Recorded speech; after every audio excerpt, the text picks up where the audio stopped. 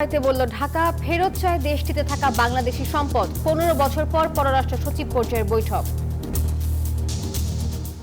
৪,০০০ million US dollar আর আরেকটা হিসেবে বলা আছে ৪.৩২ বিলিয়ন। আমরা আজকে আলোচনায় এই ফিগারটাই বলেছি। দর্শক এতক্ষণ দেখছিলেন প্রধান সংবাদ শিরোনাম। এবার জানাবো অন্যান্য শিরোনামগুলো। গণভোটে সংবিধান পরিবর্তন নয়, ঐকমত্য কমিশনের বৈঠকে বিএনপি আলোচনায় জাতীয় সনদের আশা। তা আমরা বলেছি যে সকল সংবিধানের সংশোধনী গণভোটের জন্য প্রযোজ্য নয়। আমাদের লক্ষ্য হচ্ছে একটি জাতীয় সনদ তৈরি করা, যাতে করে আমরা বাংলাদেশে একটি স্থায়ী গণতান্ত্রিক ব্যবস্থা প্রতিষ্ঠা করতে পারি। সংস্কার ছাড়া নির্বাচন নয় বলছে জামাত। এই সংস্কারগুলো সাধন না করে যে নির্বাচন হবে, এই নির্বাচন গণতন্ত্রের কোনো ভিত্তি রচনা করতে পারবে না। ভিন্নমত দমনে আওয়ামী সরকারের আরও একটি আয়নাঘর। বিমানবন্দরের কাছে গোপন টর্চার সেলের সন্ধান পেল বিবিসির অনুসন্ধানী দল। সংশোধন হচ্ছে দেওয়ানি কার্যবিধি, টেলিফোন খুদে বার্তায়ও সমন জারি, ভুয়া মামলার শাস্তি বাড়ছে, ব্যাংক রেজুলেশন অধ্যাদেশ পাস। প্রতারণা ও চাঁদাবাজি মামলায় মডেল মেঘনা আলমকে গ্রেপ্তার দেখালেন আদালত। সহযোগী দেওয়ান সমীর 5 দিনের রিমান্ডে। যুক্তরাষ্ট্রের বৈষম্যমূলক শুল্ক নীতির শিকার হচ্ছে বাংলাদেশ, বলছে সিপিডি। কূটনৈতিক নয়, অর্থনৈতিক ও কৌশলগত সংলাপের তাগিদ। স্বাগত নিউজ 24 সংবাদে আপনাদের সাথে আছি আমরা দুজন, আমি সোহাগ বক্স এবং আমি নাফিসা হক। দর্শক এতক্ষণ দেখছিলেন সংবাদ শিরোনাম। এবার যাচ্ছি পুরো খবরে। ৭১-এর গণহত্যার জন্য পাকিস্তানকে ক্ষমা চাইতে বলল ঢাকা। একই সঙ্গে পাকিস্তানে থাকা সম্পদও ফেরত চেয়েছে বাংলাদেশ। দীর্ঘ ১৫ বছর পর পররাষ্ট্র সচিব পর্যায়ের বৈঠকে এসব দাবি করা হয়েছে। আর আলোচনা চালিয়ে যেতে ইতিবাচক সাড়া দিয়েছে পাকিস্তান। বৈঠক শেষে পররাষ্ট্র সচিব জানান, সম্পর্ক এগিয়ে নিতে একমত হয়েছে দুই দেশই। আর শিগগিরই বাংলাদেশ পাকিস্তান সরাসরি ফ্লাইট চালু হবে বলেও তিনি জানিয়েছেন। ১৫ বছর পর পাকিস্তানের কোন পররাষ্ট্র সচিবের বাংলাদেশ সফর। ২০১০ সালে ইসলামাবাদের যে দরজা বন্ধ হয়েছিল ২০২৫-এ তা খুলল ঢাকায়। ফরেন অফিস কনসালটেন্সিতে অংশ নিতে বৃহস্পতিবার সকাল 10:30টায় রাষ্ট্রীয় অতিথি ভবন পদ্মায় আসেন আমনা বালুচ। তাকে অভ্যর্থনা জানান বাংলাদেশের পররাষ্ট্র সচিব। এরপরই শুরু হয় বৈঠক। প্রথমে প্রতিনিধি দল ও পরে হয় দুই সচিবের একান্ত বৈঠক। বৈঠকে স্থান পেয়েছে ঢাকা ইসলামাবাদ অমীমাংসিত ইস্যু, দ্বিপাক্ষিক সম্পর্ক, বাণিজ্য সম্প্রসারণ, যোগাযোগ ও আঞ্চলিক সহযোগিতায় সংস্থার মতো বিষয়গুলো। বিকেলে পররাষ্ট্র উপদেষ্টার সঙ্গে বৈঠকে বসেন আমনা বালুচ। সেখানেও দুদেশের সম্পর্কে জোরদারের বিষয়গুলো উঠে আসে। বেরিয়ে যাবার আগে আমনা বালুচ গণমাধ্যমকে জানান বৈঠক ফলপ্রসূ হয়েছে। ঢাকায় আসতে পেরে তিনি বেশ খুশি। বিকেলে এফওসির বিস্তারিত তুলে ধরে ব্রিফিং করেন পররাষ্ট্র সচিব। জানান পাকিস্তানের সঙ্গে সম্পর্ক উন্নয়ন করতে চায় বাংলাদেশ, তবে তার আগে দুদেশের অমীমাংসিত বিষয়গুলোর সমাধান চায় ঢাকা। ১৯৭১ সালের গণহত্যার জন্য দেশটিকে ক্ষমা চাওয়ার আহ্বান জানানো হয়েছে। এই বিষয়েও জানান তিনি। মুক্তিযুদ্ধের আগে ও পরে সব মিলে 4.32 বিলিয়ন ডলার ক্ষতিপূরণ ও পাকিস্তানে আটকে পড়া বাংলাদেশিদের ফেরত চাওয়া হয়েছে বলেও জানান সচিব। বাংলাদেশের সাথে পাকিস্তানের সম্পর্ক এখন যে জায়গায় দাঁড়িয়েছে, সাম্প্রতিককালে উচ্চ পর্যায়ে যোগাযোগ এবং বিভিন্ন ক্ষেত্রে আমাদের যে সহযোগিতার কারণে, সেটিকে একটা শক্ত ভিত্তির উপর দাঁড় করাতে গেলে আমাদেরকে এই অমীমাংসিত বিষয়গুলো মীমাংসা আসল প্রয়োজন। বাংলাদেশের দাবির উত্তরে পাকিস্তানের পররাষ্ট্র সচিব কি বলেছেন জানতে চাইলে পররাষ্ট্র সচিব বলেন, পাকিস্তান অমীমাংসিত বিষয়গুলো নিয়ে আলাপ করবে ভবিষ্যতে। সঙ্গে তাদের পক্ষ থেকে বাণিজ্য ও যোগাযোগে গুরুত্ব এসেছে। অমীমাংসিত যে সমস্ত সমস্যা আছে সেই সমস্যাগুলো আমি যেমনটা বলেছি শুরুতেই, সেগুলো আমি উত্থাপন করেছি। আমরা পাকিস্তানের দিক থেকে যে রেসপন্সটা তারা সেটা বলেছেন যে এই বিষয়টা নিয়ে তারা রিমেইন এঙ্গেজড, এই বিষয়গুলো নিয়ে আলোচনায় ওনারা থাকবেন সামনের বৈঠকে। একটা আমাদের কাছে যে হিসাবটা আছে সেখানে দেখানো আছে যে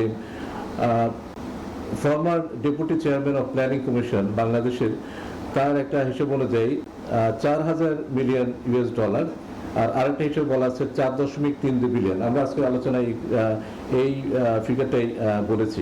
আর মার্কিন দুই মন্ত্রীর সিরিজ বৈঠকের বিষয়ে পররাষ্ট্র সচিব জানান, গণতন্ত্র, নির্বাচন, ইউএসএইডির সহযোগিতার পূর্ণ বিবেচনা, উচ্চ শুল্ক ও রোহিঙ্গা প্রত্যাবাসন নিয়ে আলোচনা হয়েছে। প্রমা চৌধুরী, নিউজ 24, ঢাকা। করার পক্ষে ঢাকায় সফররত মার্কিন প্রতিনিধির সাথে পররাষ্ট্র সচিবের সাথে দ্বিপাক্ষিক বৈঠক হয়েছে। বৈঠক শেষে পররাষ্ট্র সচিব জানিয়েছেন, দেশে চলমান সংস্কার কার্যক্রম, ইউএসএআইডি, রোহিঙ্গা প্রত্যাবাসন, মানবিক সাহায্য দেয়া, আরোপিত শুল্ক নিয়ে আলোচনা হয়েছে। প্রতিরক্ষা ও রোহিঙ্গা প্রসঙ্গ বড় করে আলোচনার মাধ্যমে সামনে কিভাবে এগিয়ে যাওয়া যায় এই বিষয়েও আলোচনা হয়েছে।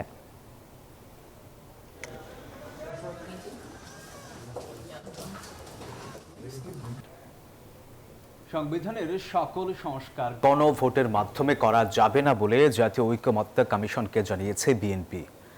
যেসব সংস্কারের বিষয়ে ঐকমত্য হবে না তা পরবর্তী জাতীয় সংসদের মাধ্যমে করার পক্ষে দলটি। তবে এই সংস্কার প্রক্রিয়া বেশি বিলম্ব না করতে কমিশনকে আহ্বান জানায় বিএনপি। এ সময় জাতীয় ঐকমত্য কমিশনের সহসভাপতি আলী রিয়াজ বলেন, রাজনৈতিক দলগুলোর ঐকমত্যের ভিত্তিতে জাতীয় সনদ তৈরি করে স্থায়ী গণতান্ত্রিক ব্যবস্থা তৈরি করাই মূল লক্ষ্য। সরকার গঠিত 6টি সংস্কার কমিশনের প্রস্তাবনা নিয়ে আলোচনা করতে বৃহস্পতিবার জাতীয় সংসদের এলডি হলে বিএনপির সঙ্গে জাতীয় ঐকমত্য কমিশনের বৈঠক শুরু হয়। বিএনপির স্থায়ী কমিটির সদস্য সালাউদ্দিন আহমেদ বিএনপির 5 সদস্যের প্রতিনিধি দলের নেতৃত্ব দেন, আর ঐকমত্য কমিশনের নেতৃত্বে অধ্যাপক ডক্টর আলী রিয়াজ। প্রথম দিনের বৈঠকে আলোচনায় সংবিধান সংস্কার। বিকেল 5টায় বৈঠক শেষে কথা বলেন বিএনপির স্থায়ী কমিটির সদস্য সালাউদ্দিন আহমেদ। জানান, সংবিধান সংস্কারের বেশ কিছু বিষয়ে একমত বিএনপি, তবে সংবিধান সংস্কারের সব বিষয়ে গণভোটের পক্ষে নয় দলটি। আমরা বলেছি যে সকল সংবিধানের সংশোধনী গণভোটের জন্য প্রযোজ্য নয়, শুধুমাত্র যে সমস্ত বিষয়াদি গণভোটের জন্য নির্ধারিত থাকবে, যেমন বর্তমান সংবিধানে আছে যে প্রস্তাবনা আর্টিকেল 8 মানে রাষ্ট্র পরিচালনার মূলনীতি, আর্টিকেল 48 এবং 56 এবং 142 যেটা 142 যেটাতে সংবিধান সংশোধনের কার্যক্রমগুলো মানে উপায়গুলো বলা আছে, সেই ক্ষেত্রে 142 ইটসেলফ এটা যদি সংশোধন করতে হয় তাহলে সেটা গণভোটে যেতে হয়। তিনি আরও জানান, সংবিধানে বহুত্ববাদ ও ধর্মনিরপেক্ষতার পক্ষে নয় বিএনপি। একই সঙ্গে সাংবিধানিক কাউন্সিল গঠন এবং 70-এর 2 অনুচ্ছেদ সংশোধনের বিরোধিতা করেছে দলটি।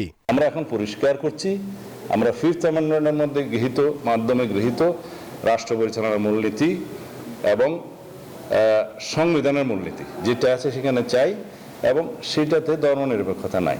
সেখানে বহুত্ববাদ এখন যে নতুন করে প্রস্তাব করা হচ্ছে সেটার আমরা বিরোধিতা করেছি। বিএনপিকে দেয়া ঐকমত্য কমিশনের স্প্রেডশিট এবং 6টি সংস্কার কমিশনের প্রস্তাবনার মধ্যে বিস্তর ফারাক বলেও অভিযোগ সালাউদ্দিনের। স্প্রেডশিটের মধ্য দিয়ে হ্যাঁ না জবাব দিতে বলা হয়েছে, সেটা আমাদেরকে বিভ্রান্ত করেছে।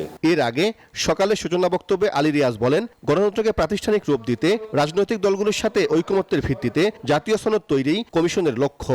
গণতান্ত্রিক সংগ্রামে বিএনপির ভূমিকা দেশের মানুষের কাছে প্রশংসিত বলেও মন্তব্য করেন তিনি। আমাদের লক্ষ্য হচ্ছে একটি জাতীয় সনদ তৈরি করা, যাতে করে আমরা বাংলাদেশে একটি স্থায়ী গণতান্ত্রিক ব্যবস্থা প্রতিষ্ঠা করতে পারি। বারবার আমরা দেখেছি যে গণতন্ত্র কেবল হোঁচট খেয়েছে তা নয়, একটি ব্যক্তিতান্ত্রিক স্বৈরতন্ত্র প্রতিষ্ঠিত হয়েছিল এই দেশে। বিএনপি সংস্কারের বিপক্ষে নয় বলে স্পষ্ট জানান দলটির স্থায়ী কমিটির সদস্য নজরুল ইসলাম খান। তবে সংস্কার প্রক্রিয়ার নামে বেশি বিলম্ব করলে জনমনে সংশয় বাড়বে বলে মনে করেন তিনি। খুব বেশি ভালো করার জন্য যেন আমরা এত সময় না দিই, যাতে মানুষের পরিবর্তনের যে আকাঙ্ক্ষা সেটা সীমিত হয়ে যায়। আগামী রোববার জাতীয় ঐকমত্য কমিশনের সঙ্গে আবারও বৈঠকে বসবে বিএনপি। সাইফুল ইসলাম, নিউজ 24, ঢাকা। সংস্কার ছাড়া নির্বাচন হলে তা দেশ ও জাতির জন্য কল্যাণকর হবে না। ইউরোপ সফর শেষে রাজধানীতে ব্রিফিংয়ে এমন মন্তব্য করেছেন জামাত আমির ডক্টর শফিকুর রহমান। তিনি আরও জানান, চিকিৎসার জন্য লন্ডনে অবস্থানরত খালেদা জিয়ার সঙ্গে সাক্ষাৎকারটি ছিল নিছকই সৌজন্য, আর সেখানে নির্বাচন এবং সংস্কার নিয়ে কোনো আলোচনা হয়নি বলেও জানান তিনি। জুলাই অভ্যুত্থানে ফেসিবাদী শেখ হাসিনা সরকারের পতনের পর সম্প্রতি ইউরোপ সফর করেন জামাতের আমির ডাক্তার শফিকুর রহমান। সফরে ইউরোপের বিভিন্ন দেশে বেশ কয়েকটি বৈঠক করেন তিনি। লন্ডনে বিএনপির চেয়ারপারসন খালেদা জিয়া ও ভারপ্রাপ্ত চেয়ারম্যান তারেক রহমানের সাথেও বৈঠক হয় তার। এই বৈঠক নিয়ে বিভিন্ন মাধ্যমে জন্ম দিয়েছে নানা আলোচনা। আমিরের নেতৃত্বে ইউরোপ সফর নিয়ে বৃহস্পতিবার রাজধানীর একটি হোটেলে ব্রিফিং করে জামাত। দলটির আমির জানান, বেগম জিয়ার সাথে রাজনৈতিক বিষয়ে আলোচনা হলেও কবে নির্বাচন হবে এবং দেশের চলমান সংস্কার ও বিচার প্রক্রিয়া নিয়ে কোনো আলোচনা হয়নি। কথা তো হয়েছে, কিন্তু আমরা সুনির্দিষ্ট কোনো বিষয়ে কথা বলিনি। কখন নির্বাচন হবে, কিভাবে নির্বাচন হবে, বিচার প্রক্রিয়া কিভাবে হবে না হবে, বিভিন্ন বিষয় নিয়ে আমরা সাধারণ আলোচনা করেছি। ওইটা ডিসিসিভ কোনো ডিসকাশন ছিল না। দলটির আমির বলেন, মৌলিক সংস্কার শেষেই নির্বাচন চায় জামাত। এ সময় ভোটের জন্য জোরে দেন তিনি 3 শর্ত। দৃশ্যমান, গ্রহণযোগ্য, মৌলিক সংস্কার। যে সংস্কারগুলো সাধন না করে যে নির্বাচন হবে, এই নির্বাচন গণতন্ত্রের কোনো ভিত্তি রচনা করতে পারবে না। বরঞ্চ অতীতের নির্বাচন, যে নির্বাচনগুলো দেশ এবং জাতির কাছে, বিশ্বের কাছে মোটেই গ্রহণযোগ্য হয়নি, সেরকম হয়তো বা আরেকটি খারাপ নির্বাচন হবে। আমরা ওই নির্বাচন চাই না। এ সময় তিনি বলেন, সম্প্রতি তার ইউরোপ সফরে বন্ধুপ্রতিম দেশগুলোর সাথে বাংলাদেশের অর্থনৈতিক এবং বাণিজ্য উন্নয়ন সহ আসন্ন জাতীয় নির্বাচনের বিষয়েও কথা হয় তার। বন্ধু রাষ্ট্র হিসাবে আমাদেরকে এই জায়গায় দ্রুত সাহায্য করো। তোমরা কিছু প্রতিষ্ঠান আমাদের দেশে গড়ো। মাজহারুল ইসলাম, নিউজ 24, ঢাকা। রাজনৈতিকভাবে ভিন্ন মত সহ্যই করতে পারতেন না ক্ষমতাচ্যুত শেখ হাসিনা ও তার সরকার। আওয়ামী শাসনের গেল 15 বছরে বিনা বিচারে গুম করেছেন বহু মানুষ। ফ্যাসিস্ট এই সরকার পতনের পর দেশ জুড়ে অনেক গোপন টর্চার সেলের সন্ধান মেলে। এবারে ব্রিটিশ গণমাধ্যম বিবিসির অনুসন্ধানে উঠে এলো ভয়াবহ গোপন বন্দিশালার চিত্র। দিনের আলোতেও গা ছমছমে দৃশ্য। গেল 15 বছরে আওয়ামী শাসনে এসব গোপন বন্দিশালায় অমানবিক নির্যাতনের শিকার হয়েছেন বহু মানুষ।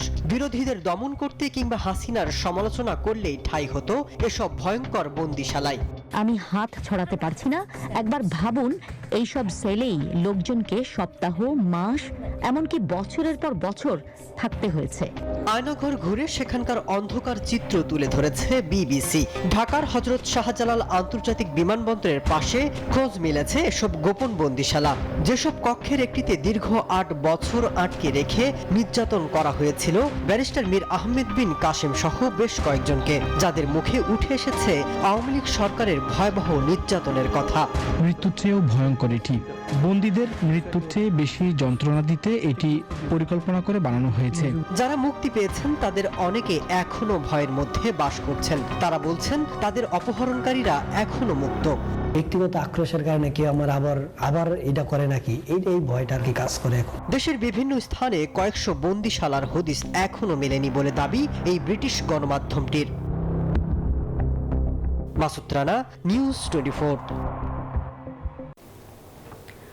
মোবাইল ফোন বা SMS এর মাধ্যমে সমন জারির নীতিগত সিদ্ধান্ত নিয়েছে সরকার। সকালে প্রধান উপদেষ্টার কার্যালয়ে উপদেষ্টা পরিষদের বৈঠকে সিদ্ধান্ত নেওয়া হয়েছে। পরিবেশ উপদেষ্টা সৈয়দা রিজওয়ানা হাসান জানান, সিপিসির কিছু সংশোধনের নীতিগত সিদ্ধান্ত হয়েছে। মামলার রায় হওয়ার পরই এক্সিকিউশনের বিষয় যুক্ত করা হবে। এছাড়া ব্যাংকিং খাতে লুটপাট বন্ধ এবং একক প্রতিষ্ঠানের আধিপত্য কমাতে ব্যাংক রেগুলেশন অধ্যাদেশের মাধ্যমে বাংলাদেশ ব্যাংককে আরও শক্তিশালী করা হচ্ছে। দেশের আদালতে মামলা জট কমানো, ব্যাংকিং খাতকে শক্তিশালী করা ও অভিন্ন পানি চুক্তি নিয়ে প্রধান উপদেষ্টার কার্যালয়ে উপদেষ্টা পরিষদের এই বৈঠক।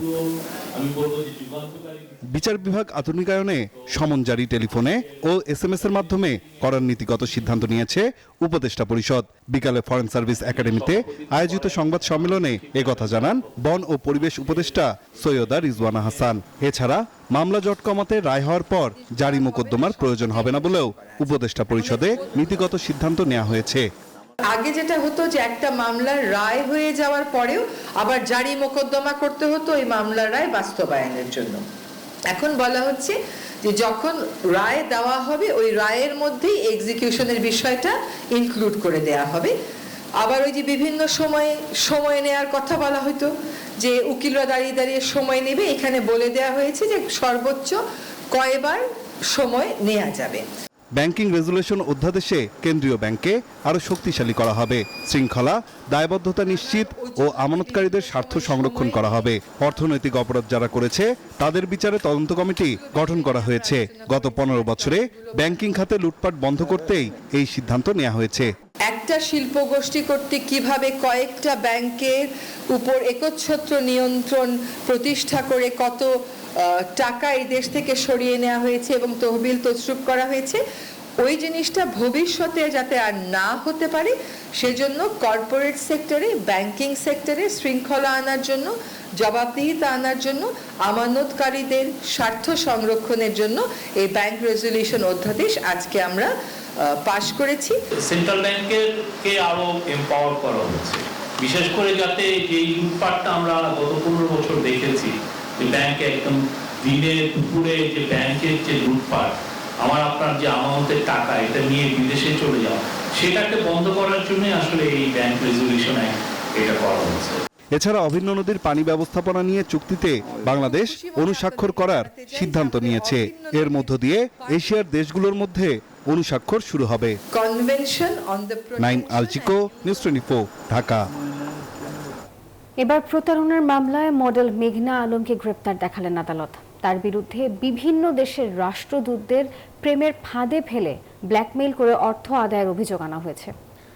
এছাড়া তার সহযোগী দেওয়ান সমীরকে 5 দিনের রিমান্ড দেওয়া হয়েছে। এদিকে আদালতে নিজেকে রাষ্ট্রদূতের সাথে বিয়ে হয়েছে বলেও দাবি করেন মেঘনা আলম।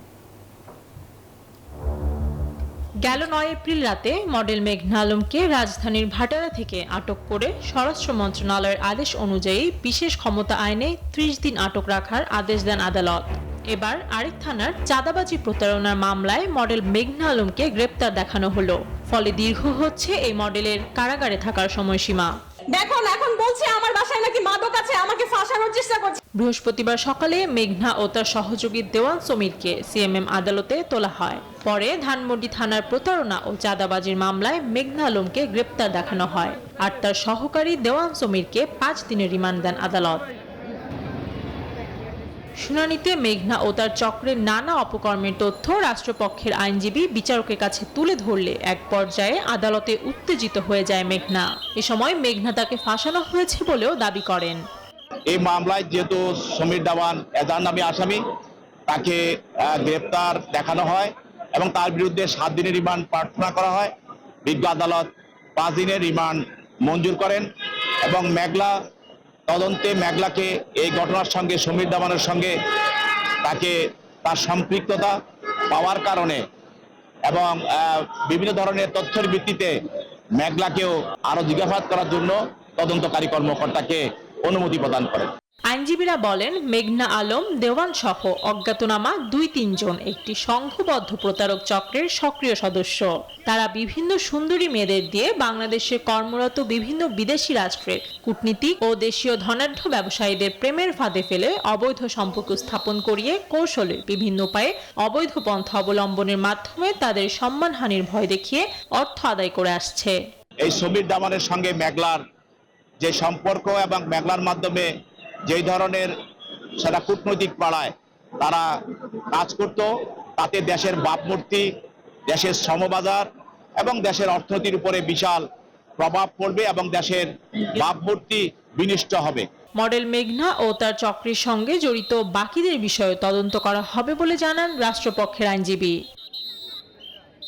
তানিম সুলতানা, নিউজ 24, ঢাকা। ইউপিডিএফ কর্তৃক অপহৃত চট্টগ্রাম বিশ্ববিদ্যালয়ের 5 শিক্ষার্থীর অবস্থান শনাক্ত করা গেছে এবং তাদের উদ্ধারে পাহাড়ে অভিযান চলছে বলেও জানিয়েছে সেনা সদর। বৃহস্পতিবার সেনা সদরে আয়োজিত আইন শৃঙ্খলা নিয়ে নিয়মিত সংবাদ সম্মেলনে এই তথ্য জানান তারা। কর্নেল শফিকুল ইসলাম জানিয়েছেন, পয়লা বৈশাখে উদযাপন যথাযথ ব্যবস্থা নেওয়া ছাড়াও সেনাবাহিনী গত 2 মাসে 232টি বিভিন্ন ধরনের বিশৃঙ্খল পরিস্থিতি নিয়ন্ত্রণ করেছে। বিভিন্ন ধরনের অপরাধের সাথে সম্পৃক্ত 2457 জন সহ সর্বমোট 7822 জনকে বিভিন্ন স্থান থেকে গ্রেপ্তার করা হয়েছে বলেও সংবাদ সম্মেলনে জানানো হয়েছে। শিক্ষা মন্ত্রণালয়ের কর্মকর্তাদের সাথে বৈঠক করে সন্তুষ্ট নন পলিটেকনিক ইনস্টিটিউটের শিক্ষার্থীরা। আর তাই তাদের এই আন্দোলন চলমান থাকবে। পরবর্তী কর্মসূচি আরও কঠোর করার ঘোষণা দিলেন তারা। সচিবালয়ে শিক্ষা মন্ত্রণালয়ের অতিরিক্ত সচিব রেহানা ইয়াসমিনের সঙ্গে 3 ঘন্টার বৈঠক শেষে একথা জানান পলিটেকনিক ইনস্টিটিউটের শিক্ষার্থী প্রতিনিধিরা। তারা বলেন, আন্দোলন চলাকালে সরকারের পক্ষ থেকে বলা হয়েছিল শিক্ষা উপদেষ্টা এবং সচিবের সঙ্গে বৈঠক হবে, কিন্তু সেটি হয়নি।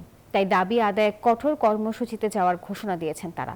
তবে জনদুর্ভোগ করে আন্দোলন না করার কথাও জানিয়েছেন। শিক্ষার্থী প্রতিনিধিরা বলেন, তাদের এই যৌক্তিক দাবি দীর্ঘদিনের। দাবি মেনে নেওয়ার কথাও জানানো হয়েছিল সরকারের পক্ষ থেকে।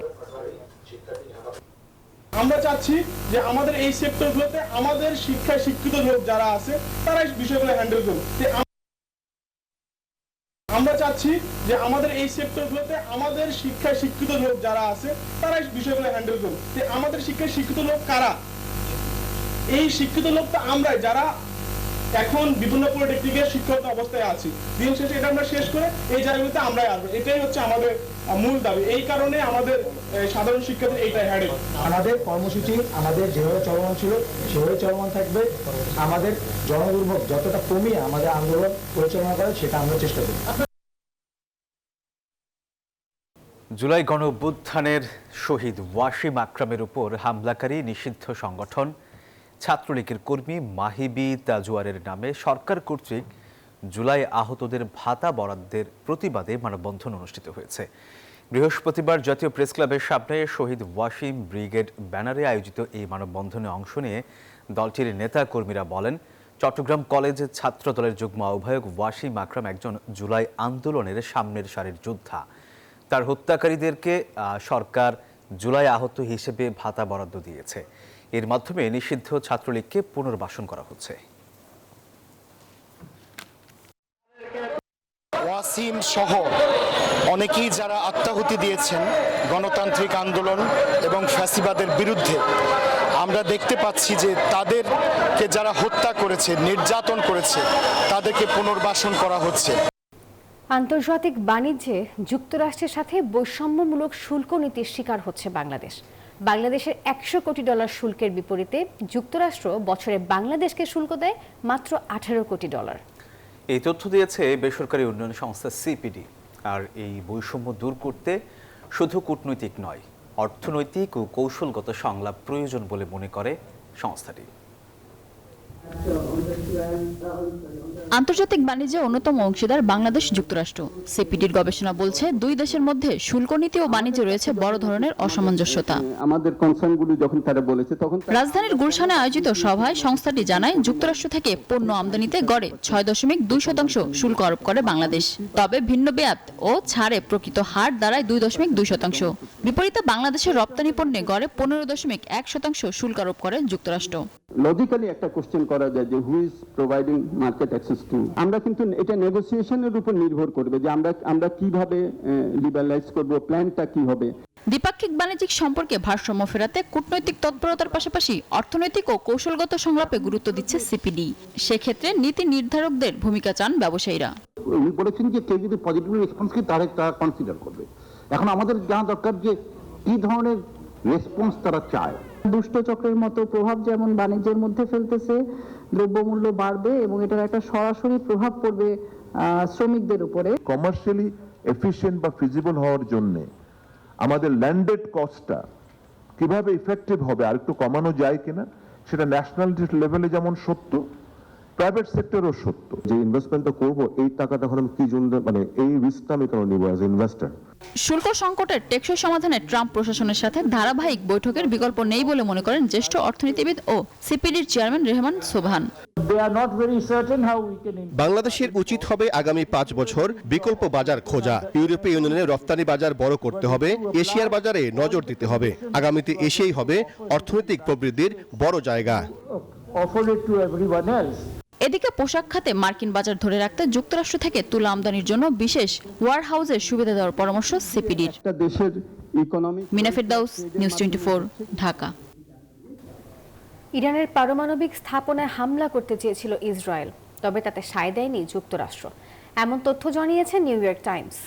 এক প্রতিবেদনে সংবাদ মাধ্যমটির দাবি, আগামী মাসেই এই হামলার ছক করেছিল তেল আবিব। এদিকে আগামী শনিবার ইতালির রোমে দ্বিতীয় দফায় বৈঠকে বসছে ইরান ও যুক্তরাষ্ট্র। ইরানের পারমাণবিক সক্ষমতা শেষ করতে একের পর এক ছক করছে ইসরায়েল, তবে তা সফলতার মুখ দেখেনি। এর মধ্যেই নানা হুমকি ধামকিতে আন্তর্জাতিক রাজনৈতিক অঙ্গনে উত্তপ্ত পরিস্থিতি। এমন সময়ে একটি প্রতিবেদন প্রকাশ করল মার্কিন সংবাদ মাধ্যম নিউ ইয়র্ক টাইমস।